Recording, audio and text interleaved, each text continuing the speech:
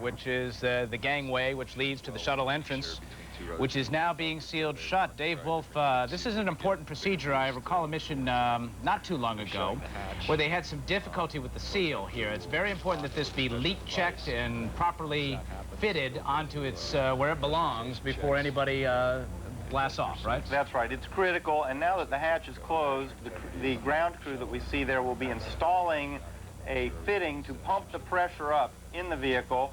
All the vent valves will be closed during this check, and we'll do a leak check and look at make sure that pressure is held by the vehicle. When it's declared successful, then they'll finish closing out this white room and leave the area. Can you identify any of these people here? Those are people I've worked with for a number of years on various missions, and they're the most talented workforce in the world, the people at Kennedy Space Center. You have utter confidence. I guess you have to have a lot of confidence in the people who are preparing such a complex aircraft. That's right. You can't pre-flight your own airplane in this case. You're trusting the work of thousands of people. A space station will be the same way. And it's just a wonderful team. It's really brings out the best in a lot of people. Dave Wolf, I'm curious. This question is the question you probably answer quite often, but I'll ask it anyway. When you're at this point, and that hatch seals shut, and you're in your suit, and you're basically the only communication you have is via radio. You're kind of shut off from the world. Is it, are there moments when it is scary? You know, scary isn't what I felt. There's a certain calmness and peacefulness. You've trained for years for these missions, and it's time to go do it. You've got on your mind what you're about to do. It's a very busy set of activities. As soon as you obtain orbit, 0 to 18,000 miles an hour in 8.5 minutes, or a little shy of 18,000. It's a spectacular ride. You're hoping everything goes right, but it's more of a hope and a calmness and anticipation. You know, and I think it's important to point out here that really what astronauts are thinking about probably is really the minutia of their jobs right now. In other words, what do I do if, when, right? Well, they've practiced this sequence, this ascent sequence, many hundreds of times. It's almost automatic for most situations, but you're wondering, will there be a situation we have not anticipated, that we have not practiced for? And that's a hard situation to run over in your head because you don't know what it is. If we'd thought about it, we'd have practiced. Exactly. Now, it looks like the gentleman right by the door there has what appears to be some sort of pressure gauge, and I assume that's what checks the leaks. That's right. There's gauges inside the orbiter. There's telemetry to the control center, and there's a fitting that he will actually pump up the pressure through.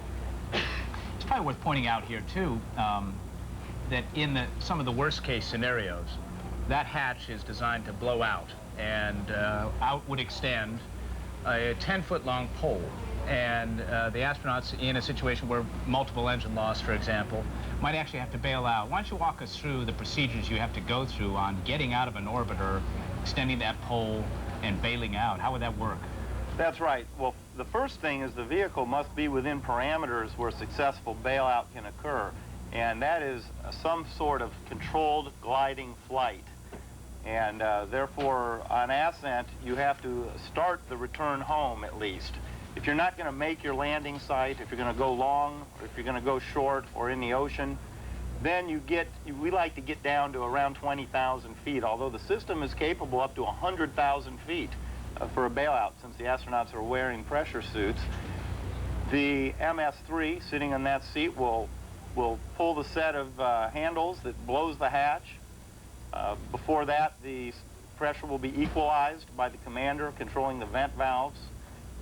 The system will be put on an attitude hold, a kind of an autopilot, to get ready for all 7 crew members to take their turns coming out.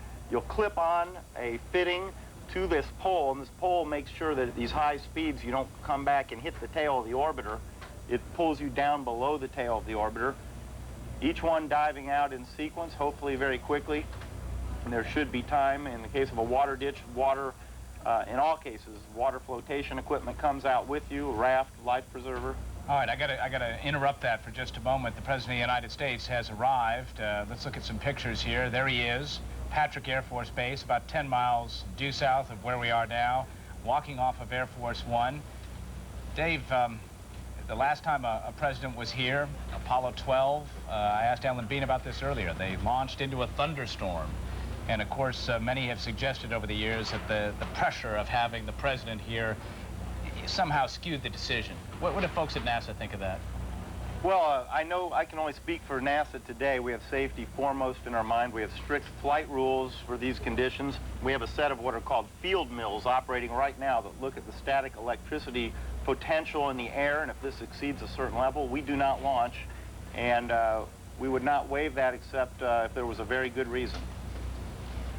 A moment ago, you mentioned that you practice for every imagined contingency.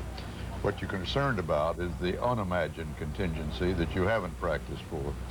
And I was reminded of years ago in the first shuttle simulator at Houston, and I was in the simulator with John Young, and he was showing me how the thing would work, and we made a landing.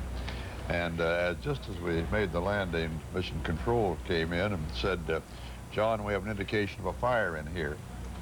And John turned to me and said, not on the speaker back to Mission Control, he said, what in the world do they want to practice that for now? They know we're just up here having a little fun. We haven't practiced a fire in the rollout. What a fire? I don't have any books here for anything.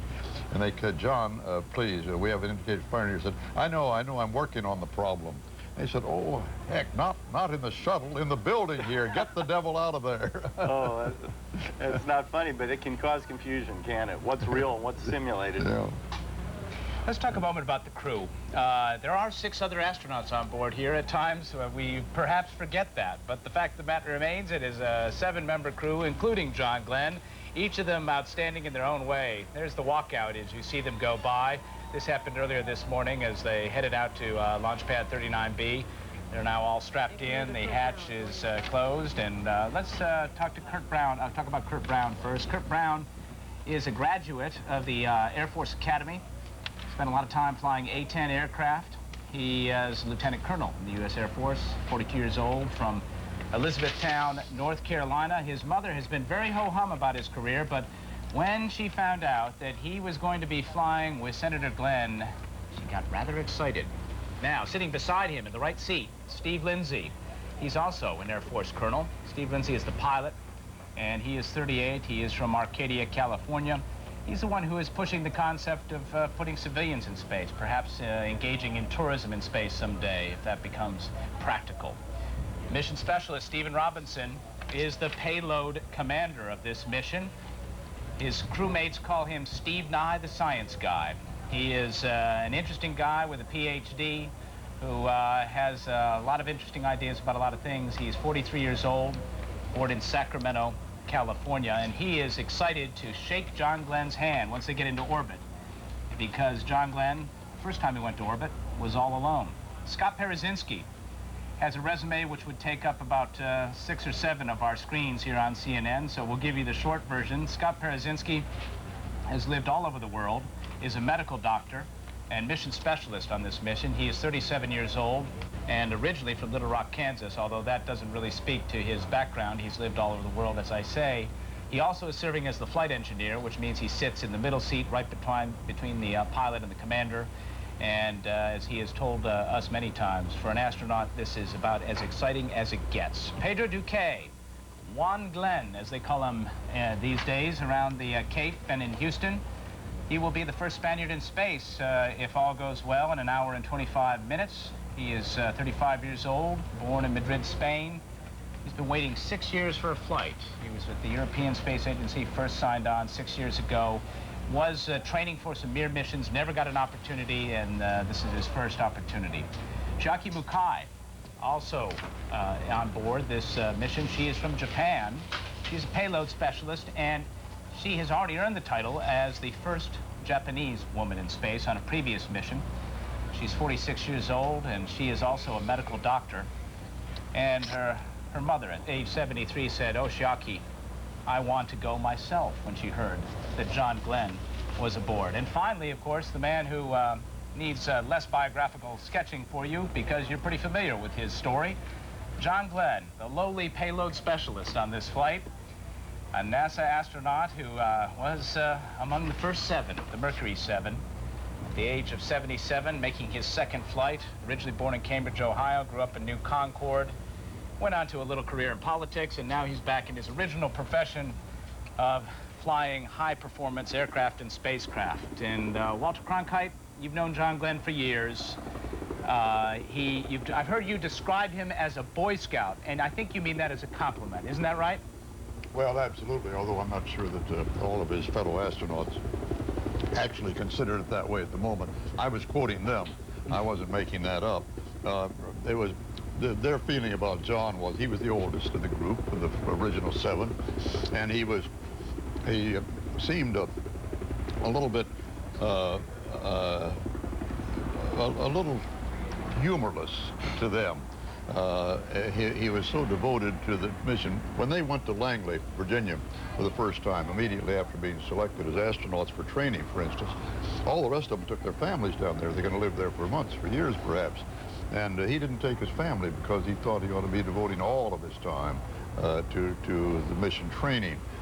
It was that kind of thing. And in almost each of the decisions all the way down the line, John was out there saying it ought to be done this way. Let's be sure we're right about it and do it this way. I think that's where he got the reputation of Boy Scout. Well, you might get the impression, if you've, for instance, seen the movie The Right Stuff, that John Glenn was, the pejorative would be goody two-shoes, and that the rest of the guys were just boys will be boys kind of guys. I'm not sure that that's an entirely accurate picture. I hate that picture. Yeah. I thought that Tom Wolfe's book, The Right Stuff, was pretty good. But when they made that into a movie, they turned it into a monkey house, fraternity house kind of an environment.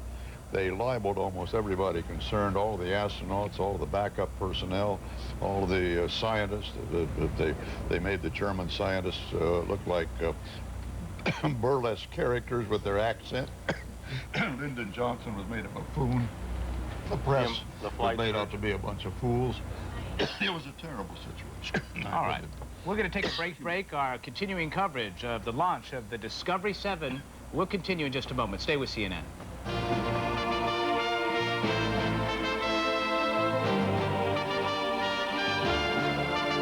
1965 marked not only America's first spacewalk, but also the first time manned spaceflight was controlled not from Cape Canaveral, but from Houston.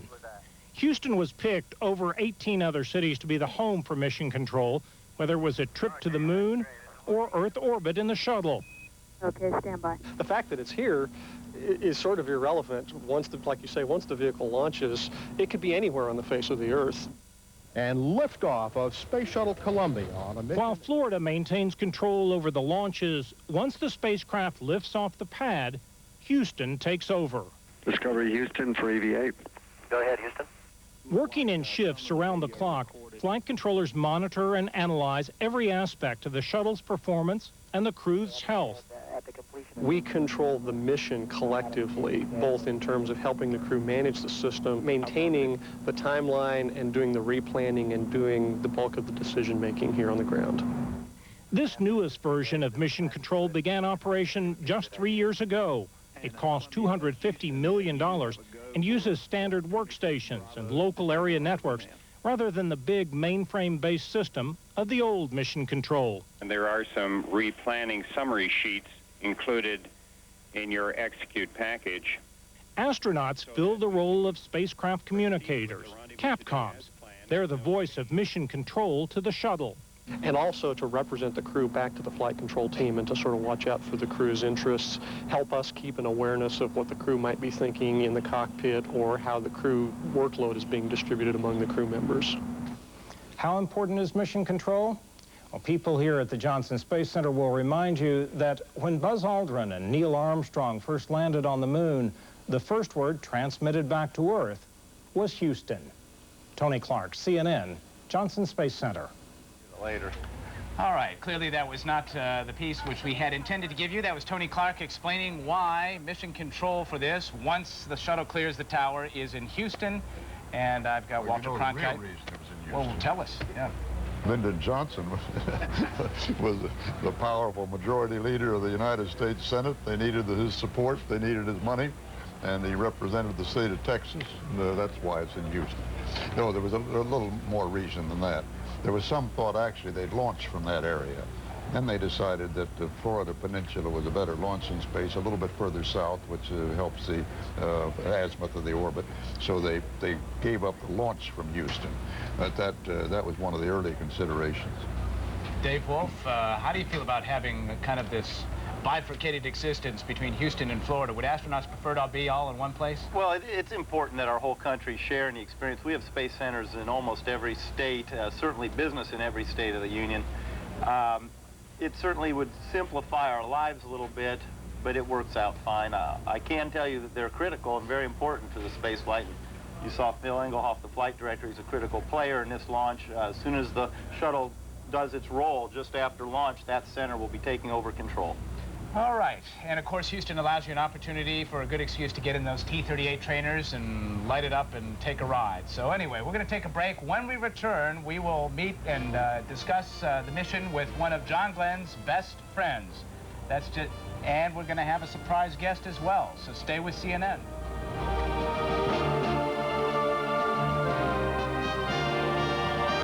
Or good afternoon. I'm delighted to be here. They say, Mr. President, that there are more visitors here than any time since the moon launchings, the moon flights, and that includes the President of the United States. What's particularly appealing to you about this flight? Well, of course, there's the John Glenn factor. Senator Glenn is a very good personal friend of Hillary's and mine, as well as an ally, a colleague, and like all Americans, I'm thrilled that he's going up today.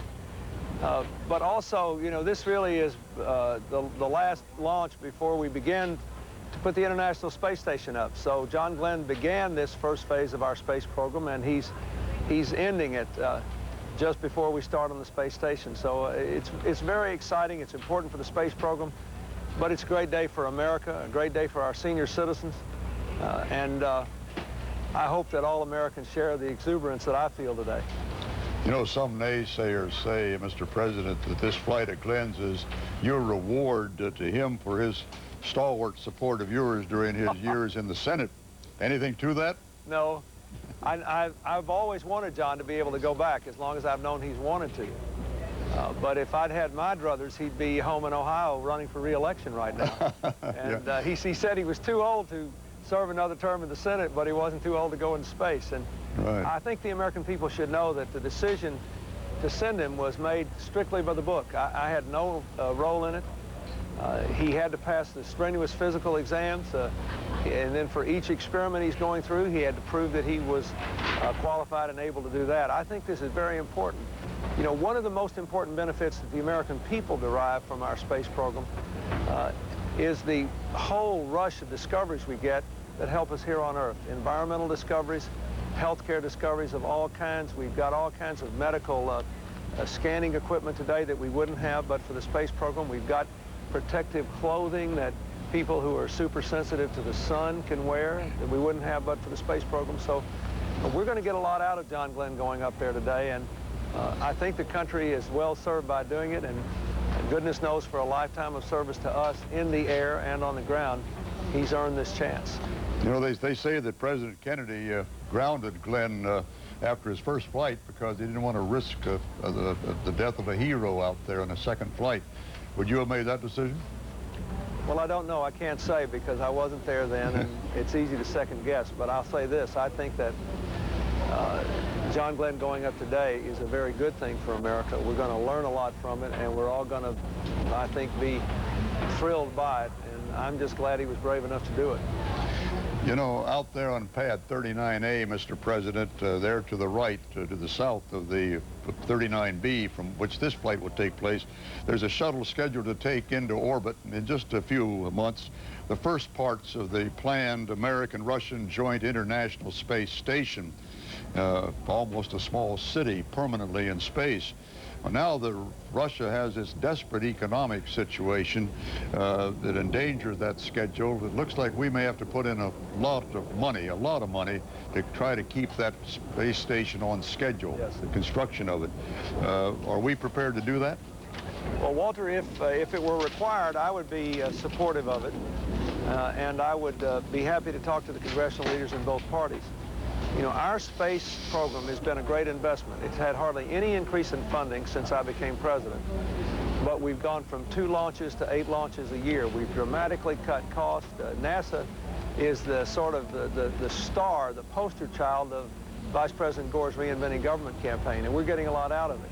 If we were required now to help the Russians during this difficult period, which will not last forever, so that they could continue to participate, I would be in favor of that. I think that it's very important that we have the Europeans, the Japanese, the Canadians, and the Russians in the space station venture. I've been here, I've been over the space station project many times in great detail in Houston. I've been twice, I've been down there to look at that. And I think we're doing the right thing with this space station, and we need to stay with it. Mr. President, it's Miles O'Brien. I have a question for you, but first I want to check the countdown clock for our viewers for just a moment. We have now entered into a hold, a 10-minute hold. We are at T-minus 20 minutes and holding. The hold began at 1:20 p.m. Eastern Standard Time. It will end at 1:30 p.m. Eastern Time.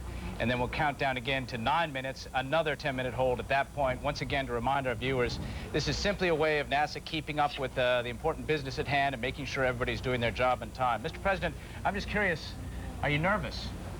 Oh, a little bit.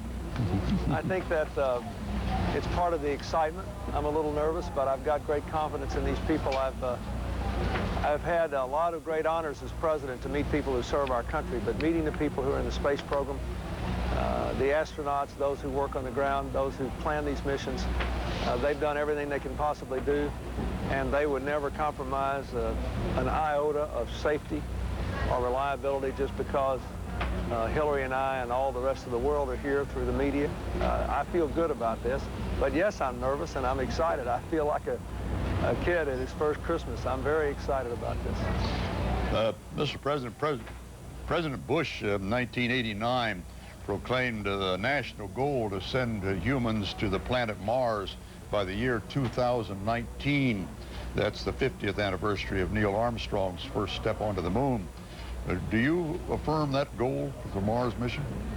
Well, let me say, what we're doing now will help us once we get to the position of evaluating that. I don't want to either affirm or renounce it. What I think we should do is to recognize that what we have now is a set of very focused goals in our space program.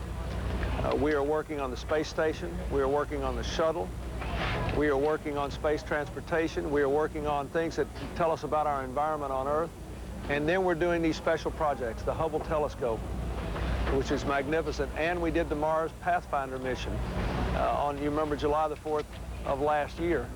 And so we're going to see how we are. Let's get the space station up and going and evaluate what our long-term prospects are. I'll tell you this, I am for the continued aggressive exploration of space in ways that are high quality, cost effective, and that will benefit us here on Earth. And I hope that we can have, as a result of this flight today, even more broad-based American support from all Americans of all parties and all walks of life for our mission in space. It's still very, very important. Mr. President, as a journalist, I think I'd be remiss at this moment in time if I didn't ask you what your advisors are telling you about the results of next Tuesday's election. The truth is, they don't know. We've got an extraordinary number of very, very close elections. In this 2-year period, the members of the other party raised, I think, $100 million more than our folks did. But we've got good candidates and an extremely good grassroots effort, I think a good agenda. The only thing I think I should say today, to avoid being too political, is that it's a very important election. And I would hope that every American who is eligible to vote would go and vote in that election. If you look at this space launch today, this is a triumph of American democracy. It was made possible by the elected representatives of the American people supporting the space program. And it is just one more example of why it's so important for citizens to stand up and be counted on Election Day. So if you feel patriotic when you see John Glenn and the others go up in space today, then keep that patriotic feeling till next Tuesday and go and vote for the candidate and the programs and the issues of your choice. All right. Mr. President, thank you so much for being with us on CNN today. And we hope you enjoyed the launch. Thank you. I will. I think I ought to say just one other thing because I'm talking to CNN. I know that I speak for a lot of people when I express my thanks to the late John Holloman for the work he did to advance our cause in space. And I know that all of you will be thinking about him and his family today.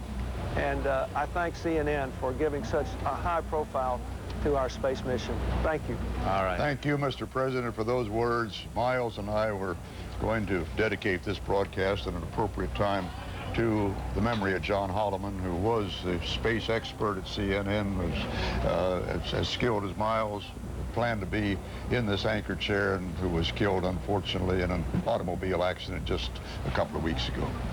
This broadcast is dedicated to the memory of John Holloman.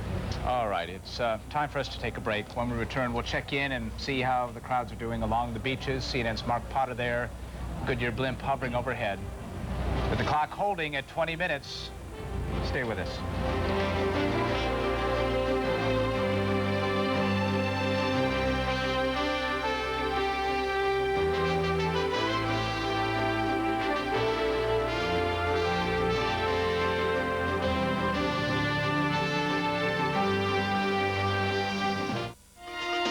To 2 Gs, 2+ Gs, and Will be gimbaled and tested over the next minutes. They'll presumably advise us at T-minus 2 minutes that they're able to scrub that 31-second hold that they've built in there. That's right. We'll expect an error to occur. There was a minor problem with the sensor determined weeks ago.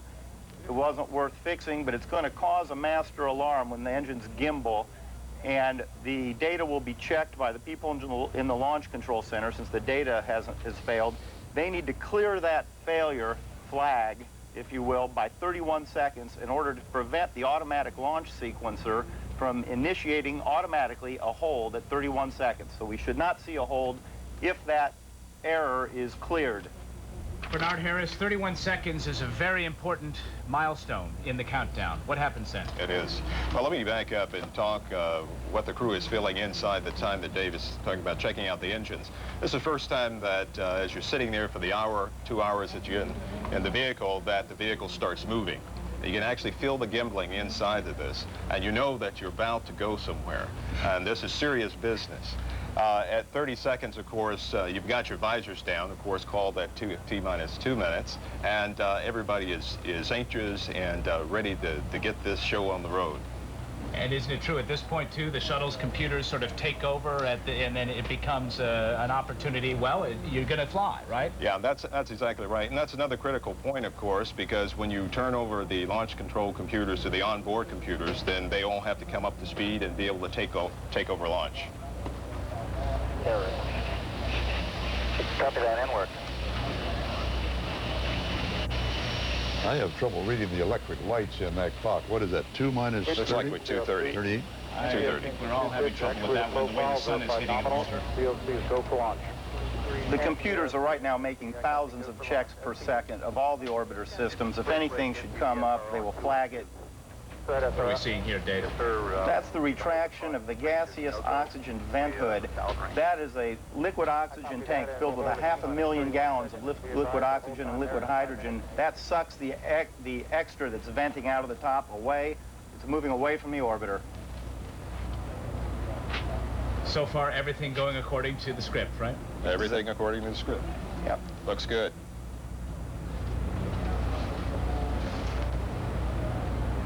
Again, we're looking for the solid. They're talking about the engine 2 pitch. I believe they're removing that hold. I believe that's what they just said.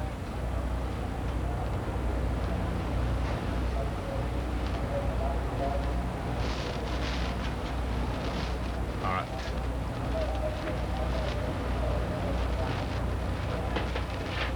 The winds of discovery lift us onto the future. Just The an visors electric. have been closed and they've gone to oxygen, so they are ready to fly now. It's just an electric environment here today. Okay, apparently there's another range safety issue to report. They're going to hold at, oh, I'm sorry.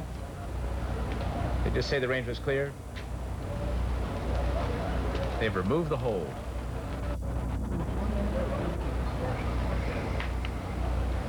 At 31 seconds, we go to a fully automatic computer-controlled launch sequence, checking just thousands of parameters per second.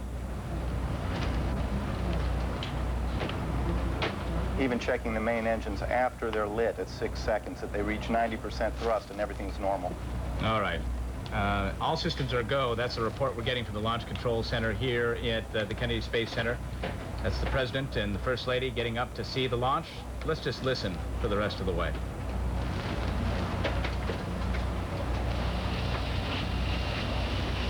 T-minus 20 minutes, 20 seconds. You're mission control. T-minus 15. T-minus 10, 9, 8. We have a go for engine start. 5, 4, 3, 2, 1. Booster ignition and liftoff of Discovery with a crew of 6 astronaut heroes and 1 American legend. Houston Discovery, roll program. Roger, roll, Discovery.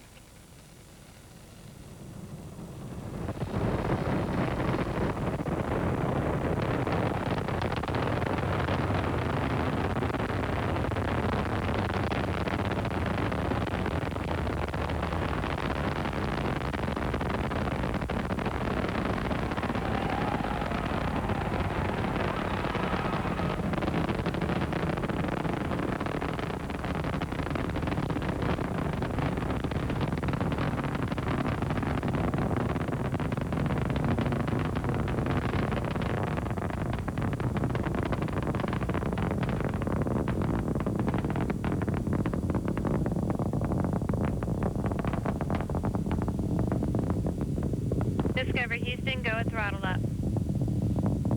Roger, go at throttle up.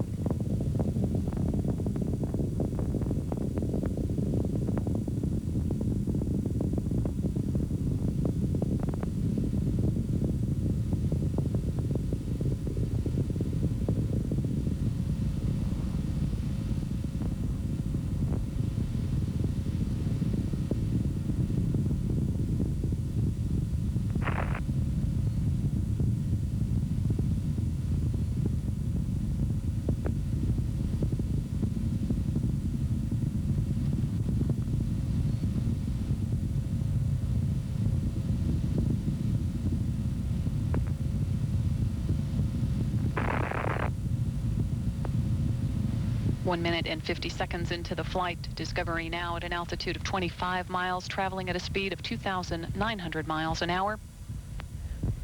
The next event will be burnout and separation of Discovery's twin solid rocket boosters.